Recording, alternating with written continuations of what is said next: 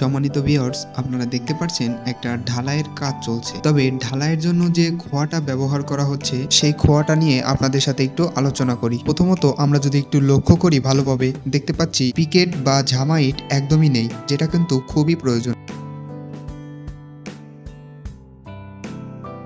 খোয়াতে পাইসিপস ও রাবিশের পরিমাণ বেশি হয়ে গেছে।